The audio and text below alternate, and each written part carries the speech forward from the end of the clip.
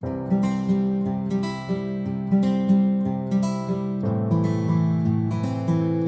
Fletcher is probably best known for being part of the successful 1970s band Lieutenant Pigeon, but he's had a varied and colourful life, and he's crammed his time with many other interesting experiences. I spoke to him recently and discovered lots of things about one of his many loves, railways.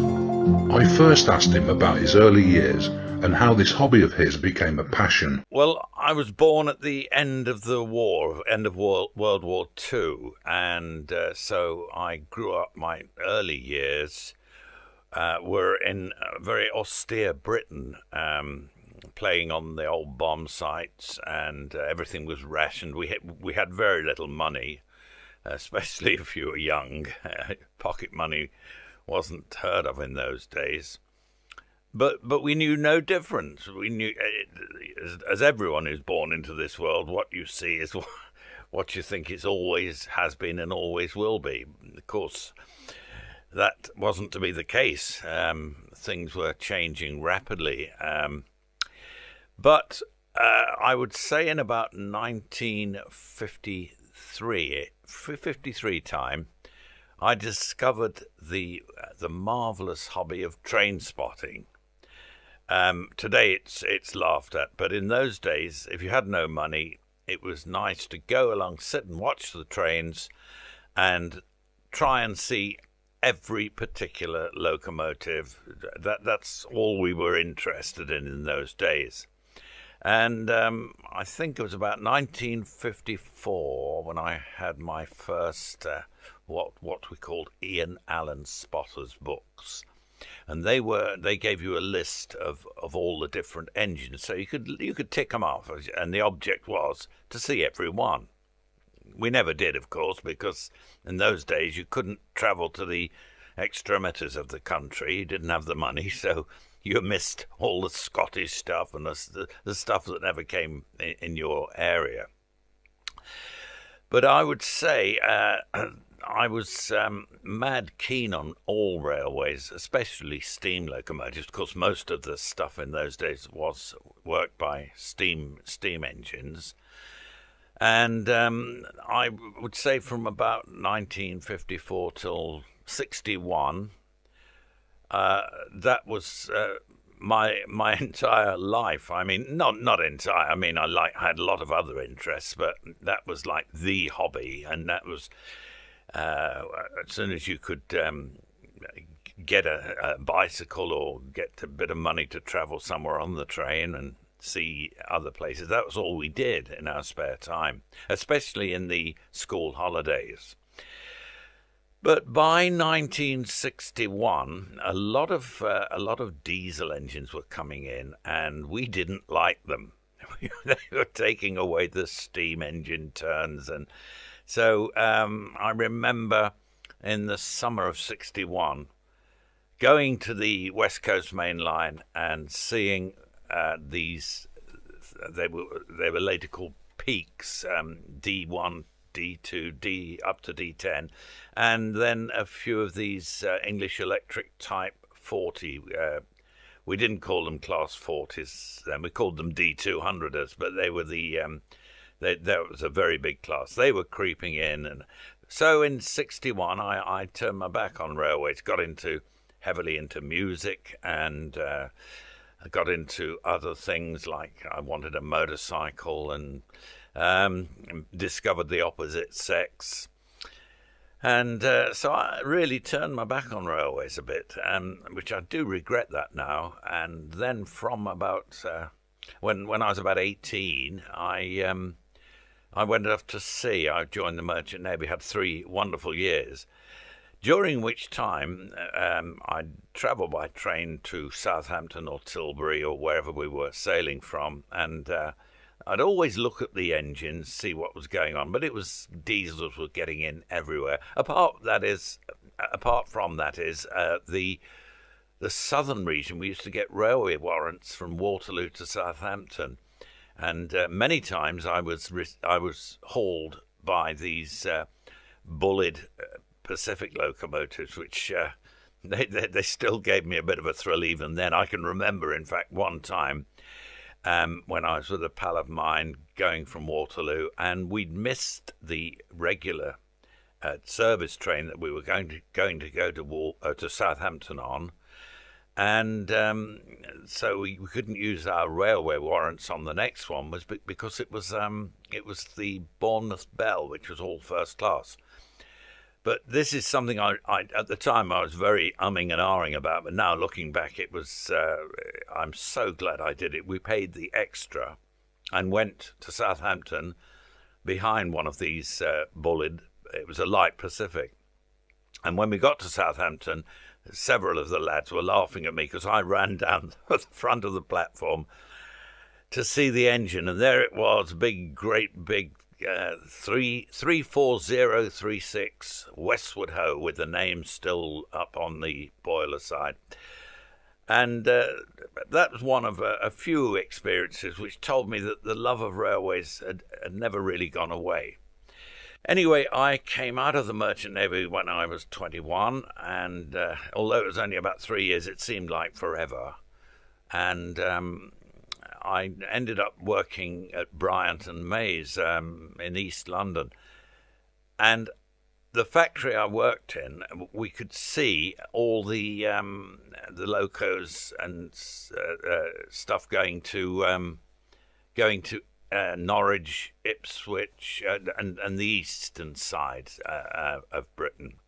Plus, of course, a lot of freight workings. But of course, it was all diesel hauled, but it got me interested again. So I started jotting down the numbers and invariably bought a modern day Ian Allen ABC and started the hobby all over again. At that time, I was about to embark on a journey with Rob Woodward, my business partner. He also had been a train spotter, and we loved music. We both had been in bands, and we decided we had a lot in common, and we wanted to do some sound recording of our music and form a band and do all sorts of different things. And his mother very kindly gave us her front room to build our own studio. Well, I won't go into great detail, but eventually we ended up recording the second biggest selling British single of 1972, which was called Mouldy Old Dough, and it was and we had a little sideline band called Lieutenant Pigeon. Our main band was called Staveley Makepeace, and that was the one we wanted to push and promote. But sadly, we did do Top of the Pops with Staveley Makepeace in 1970, but it was the sideline band that it was a novelty instrumental type band, and that was the one that took off. And we had about 8 years solid work out of that, and we earned quite a bit of money. But getting back to the railways, because Rob Woodward and myself, and funnily enough, Steve Johnson, who was also in the band, had also been a train spotter. But me and Rob, we'd made it sort of, we'd got some decent equipment in the studio, and we were doing quite well. But we still liked to go out, especially writing songs. We'd go and sit on the railway embankment, watch the trains, and try and compose music. We used to love the Deltics that ran on the East Coast Main Line, and of course the diesel hydraulics, which by this time, which was about 1973-74, they were being phased out. Now, one day, I can remember it was 1974, in the summer, and we were sitting on Taunton Station in the West Country, watching mainly the Western diesel hydraulics by then, because the Wallships and the Hymex and those funny little North British things, I think they were all virtually gone. And there we were sitting on the station when Rob turned to me and said, "There's been a lot of sound recording albums of steam engines over the years, which have been highly successful. But has anyone recorded the diesels?" So I said, I don't know. So we went to see the head of Argo Records, because they were affiliated to Decca, which was the record company we were working with. And the head of Argo Records was called Kit Shuttleworth, a lady who was very amenable. And she said, well, we've got our Argo Transacord section of the business, but it's all run by Peter Hanford. You'll have to speak to him, see what he thinks. So we phoned up and had a meeting with Peter Hanford. Lovely bloke. He really was good. He was very much into steam and very, very good sound recordist. Anyway, he had no interest at all in diesels. He called them blue boxes, and he said, if you want to chance your arm and record these diesels, please be my guest. So we thought, why not? And we bought a Sony, what was it? Not a Sony. I can't remember the name. It might come back to me. A little portable tape recorder, which was, it was a UHER, that's what it was. Report Stereo, it was called. And we bought that, and we adapted some stuff so we could battery operate different pieces of equipment. And we went out to the line side and started recording these Western diesel hydraulics. We started in August 1974, and before the end of the year, we had hours of the damn things. We had all sorts of recordings. So we went back to Kit Shuttleworth, and she said, okay, I'll chance it. I'll put this out as a long-playing record and call it Westerns. Well, that came out in 1975, and by pure chance, we were appearing on the Bay City Rollers show, Granada Television, up in Manchester, and the producer, Muriel Young, was another delightful lady, long since died, I'm afraid. She's gone now, but she was a lovely lady, and she... we were telling her over lunch that about this project of ours, and she was fascinated. So she got, after we'd done our little stint on the show, she got the drummer out of the Bay City Rollers to interview us and about this long-playing record. Well, we just did a quick interview and explained as best as we could what it was all about, and the show went out. But, of course, being the Bay City Rollers show, it had a huge audience, and the demand for that LP just shot through the roof. I don't know if people were buying it because they thought it was music or what, but it became their biggest selling non-musical record in the history of their Argo records. Well, of course, Kit then it said, can you do any more? We did. We went on to do the Deltics, and after that diesels in the Highlands. She wanted 5, and in fact we would have carried on, and by this time it was about 1977, and we would have carried on and done another 2. I think one was at the English Electric Type 4s, or so, I can't remember now. Those last 2 never came to fruition, though, because Rob and I we decided we would put all our money into a doomed project. We started our own record label, which sadly was just a pit to throw money in the end. But that's another story. I carried on with the hobby of railways during the 1970s, 80s, and right up to this day. When would it be? I started going, we were over in Germany in 75, and I saw they still had steam engines. So I was going to Germany and watching their steam. And when that ended in 77, I ventured, 76, I ventured to East Germany, where there were a lot more steam engines. And as they were being phased out, I ended up going to Poland. I think some incredible amount of times. I just fell in love with the steam workings, because they weren't museum locomotives all tarted up and polished and just pottering along at 25 miles an hour. They were the real thing, and they were dirty, and wonderful days. But by 1991, even Poland was losing its steam, and that was the last year I ever went. And I did, incidentally, in 1981, I did the trip of a lifetime and went to China.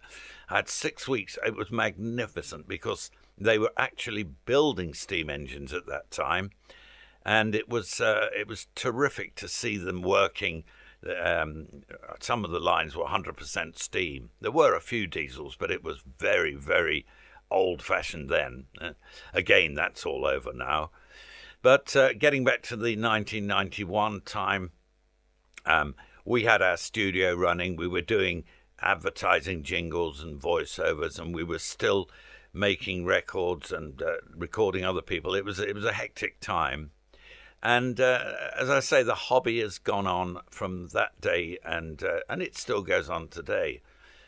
In the mid-'80s, I started videoing trains.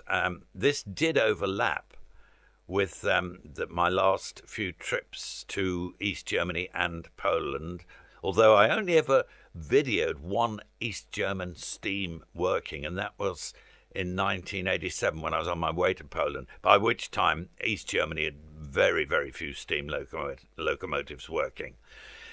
In Poland, I did take the video camera a few times, and I got some superb video shots of their steam locomotives working. Sadly, nobody seems that interested in this country in foreign steam. They love the British stuff. Understandably, it's what you know, it's what you're familiar with. But since those days, since the steam's finished, I have followed the railway development in this country. It's sad because it's a graph that goes downhill rather than up, and our freight services are dwindling.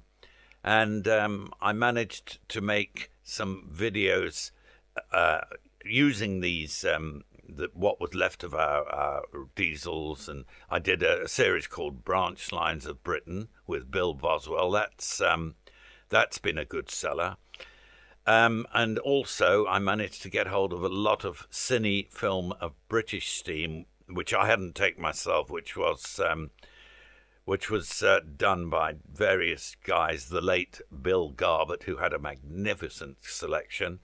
Neville Sims, who's still with us at this point in time, and although he's over 90 now, and by using the original cine film and enhancing it and adding soundtracks, we have had many DVDs and before that videos of these showing the nostalgic days of British steam. Today, I still like to keep abreast of the diesel scene in this country, and that's changing rapidly even now as I speak. But and it is nice to get out with the camera on a nice sunny day, especially if there's something unusual working. And I don't mean a special train full of enthusiasts. They don't interest me as much as working on a branch line, which will probably happen once every 6 months, and you have to be there just at the right time. But anyway, it is a superb hobby, and as a testament to all the bits and bobs I've done over the years, it's nice to have these the 3 albums, long-playing vinyl albums. That's Westerns, Deltics, and the third one was Diesels in the Highlands. That for my money is the best, because you really hear the engines working hard. Then there's all the old videos that I still have to remind me, and nowadays, of course, you can put it in a matchbox, 2 or 3 hours or more of high quality recording of anything, railways, anything, and because it all goes on an SD card. This magnificent invention today. Oh boy, if we'd have had that in the old days, because in the days of cinefilm, you had to be very, very careful what you took, because you only had a 4-minute reel, and it cost quite a lot of money in comparison to the times, and you had to try and remember what to take, what not to take, and thankfully I did a lot of cines. I've got some good stuff on cine as well, but as I say, if we had the SD cards in those days, you can just let them run. You just set the camera up, let it run, and you can then edit it down and keep the best bits. There's one little, there are many little anecdotes. One little thing I do remember whilst talking about the cinefilm era. I remember in a mid-70s, I think it was, I was in Dundee, and I had my cine camera with me. I was filming the Class 26s and 27s at the time. And I didn't have a great deal of footage left, so I was being very sparing with the use of it, when suddenly I saw one of these little 06 diesel shunters coming rattling up towards the station. It was going off to the docks. Oh boy, do I regret not having filmed that. At the time, I thought, well, I can't waste this on a shunter. But wow, if only I'd have done that, because nobody would have thought of doing that, and including me. That's one little incident. There are many memories of being out, watching trains, recording them, photographing them. Perhaps one of the funniest would have going back in time again to 1974, when Rob and I first went out to Reading Station to sound record the Westerns, the diesel hydraulic Class 52s, and we were on the platform, minding our own business. At the end, we set up all our equipment, something you would probably get locked up for today.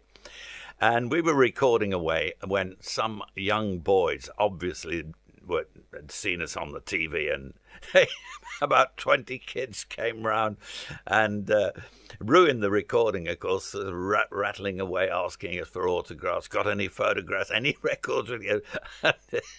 It made us realise the price of fame and how valuable privacy can be. But anyway, as for today's scene, we've still got a bit of interest. An awful lot of people have dropped out of the hobby because it isn't the variety anymore. Just about everything you see is hauled, diesel-wise, it's hauled by a Class 66 now. There are a few odds and ends, but it isn't the variety that it used to be. But nevertheless, it's still a great hobby, and it's relaxing. It gets you out into the open air, gets you to places you would never normally go to, and it's always a challenge. So let's hope that a few more people discover it. So there are a few youngsters, but nothing like those heady days back in the 1950s, when virtually, I'd say about 70 to 80% of young boys and a few girls would regularly go to the line side, sit on the end of platforms and just watch trains all day.